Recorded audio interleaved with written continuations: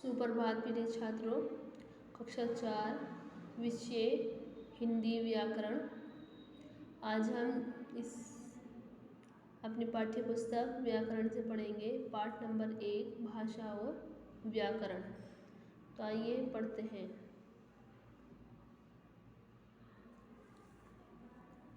नूतन, अनीता, अब तुम्हारे पिताजी कैसे हैं? नूतन अनीता से पूछ रही है, अब तुम्हारे पिताजी कैसे हैं?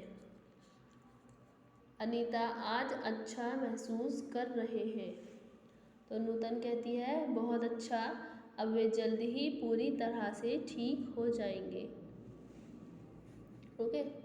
ऊपर दिए गए चित्रों में दो सहेलियां आपस में बातें कर रही हैं। वे दोनों बोलकर अपने अपने मन के भाव प्रकट कर रही हैं। ये मौखिक भाषा का उदाहरण है। वो बोलकर अपनी बातें अपने मन के भाव प्रकट कर रही हैं, तो ये भाषा का मौखिक उदाहरण है। अब यहाँ देखिए, मौखिक भाषा की तरह हम लिखित भाषा का भी प्रयोग करके अपने विचार प्रकट कर सकते हैं। जैसे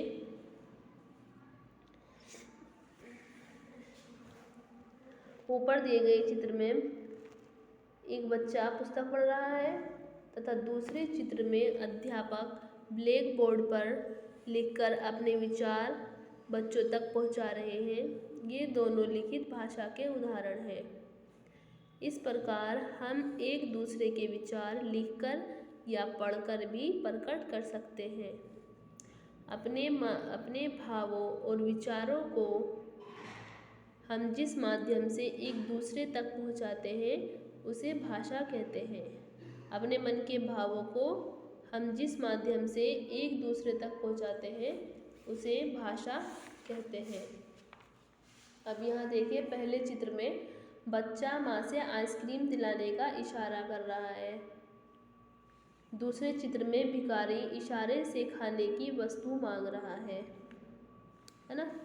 ऊपर दिए गए दोनों ही चित्रों में बच्चा और भिखारी अपनी बात बोलकर या लिखकर प्रकट नहीं कर रहे, बल्कि अपनी बातें संकेतों द्वारा समझा रहे हैं। भाषा का तीसरा रूप सांकेतिक है। तो ये सांकेतिक भाषा का प्रयोग कर रहे हैं। इन संकेतों को हम भाषा नहीं कह सकते। भाषा के इस रूप का प्रयोग बहुत ही कम किया जाता है। भाषा के द्वारा ही हम एक दूसरे की बात समझ सकते हैं। हम सबसे पहले अपने परिवार या माता पिता से जो भाषा सीखते हैं वह मातृभाषा कहलाती है। जो हम अपने परिवार में अपनी माता से सीखते हैं पहली मर्तबा, तो वह मातृभाषा कहलाती है। भाषा के भेद यानी काइंड्स ऑफ लैंग्वेज, मौखिक भाषा और लिखित भाषा। मौखिक भाषा देखिए, जब हम बोलकर अपने विचार प्रकट करते हैं और दूसरे उसे सुनकर समझते हैं, उसे मौखिक भाषा कहते हैं। जैसे अध्यापक बोलकर बच्चों को समझा रहे हैं, तो ये भाषा का मौखिक रूप है। अब लिखित रूप देखिए, जब हम लिखकर अपने विचार दूसरों तक पहुंचाते हैं और दूसरे उसे पढ़कर समझते हैं, तो उसे लिखित भाषा कहते हैं। जैसे लड़की पत्र लिख रही है, तो ये लिखना, तो ये भाषा का लिखित रूप है।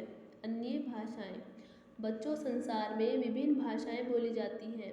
रूस में रूसी, जापान में जापानी, इंग्लैंड में अंग्रेजी, चीन में चीनी, भारत में कई राज्य हैं, 29 है। ऐसे तो प्रत्येक राज्य की अपनी अपनी अलग भाषा है, परंतु अधिकतर राज्यों में हिंदी भाषा बोली या समझी जाती है। भारत की राष्ट्रभाषा हिंदी है। भारत के अलग अलग राज्यों की भाषाएं इस प्रकार हैं। राज्य और भाषाएं देखिए, पंजाब में पंजाबी भाषा बोली जाती है, हरियाणा में हरियाणवी, महाराष्ट्र में मराठी और केरल में मलयालम, कर्नाटक में कन्नड़, गुजरात में गुजराती, आंध्र प्रदेश में तेलुगु, ओडिशा में ओडिशाई लैंग्वेज है, कश्मीर में कश्मीरी, तमिलनाडु में तमिल। लिपि होती है भाषा को लिखने के लिए जिन चिन्हों को